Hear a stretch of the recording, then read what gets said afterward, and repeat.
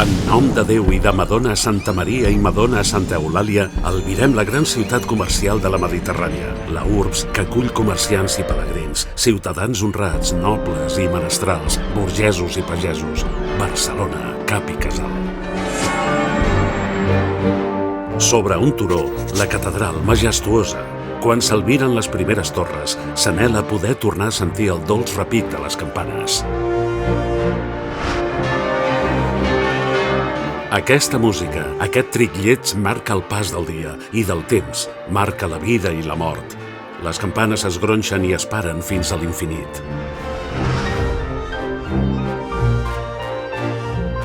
El claustre, enmig del brugit de la vida quotidiana, és un petit verger custodiat per les 13 oques blanques de Santa Eulàlia i el perpetu fluir de l'aigua.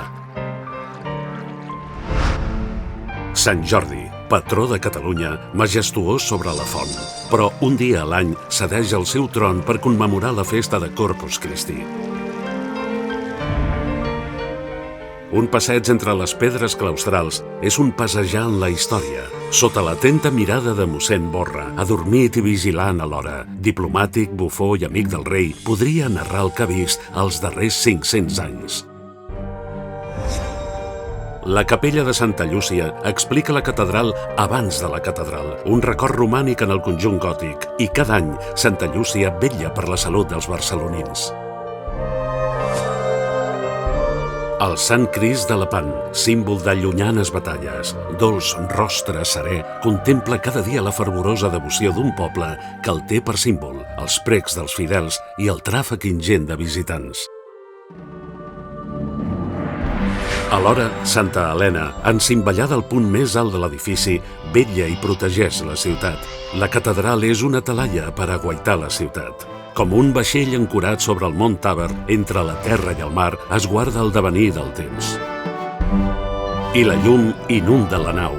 La casa de Déu i la porta del cel. Una nau gòtica immensa, aclaparadora, que convida a la reflexió i a la interioritat. Una combinació magnífica d'arcs i columnes que configuren un immens bosc petri. Al centre, el cor. Un cor que batega, un cor que irradia vida amb el cant i la pregària. Testimoni de visites de reis i de plebeus que els dies festius acull el poble fidel.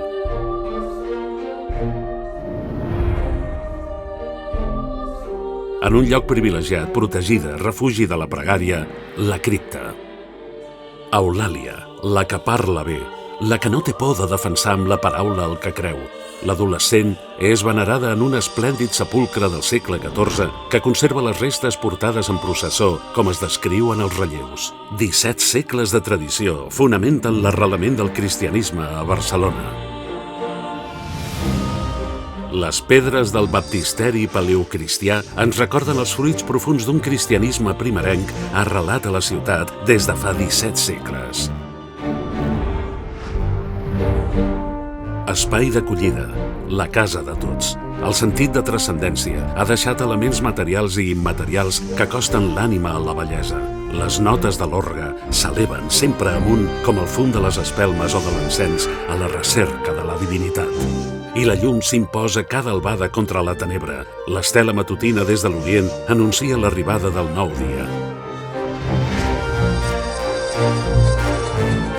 Visible dels 4 punts de l'horitzó, la Creu de Terme. Cada 3 de maig s'uneix en present i tradició i des del punt més àlgid de la catedral es beneeix la ciutat.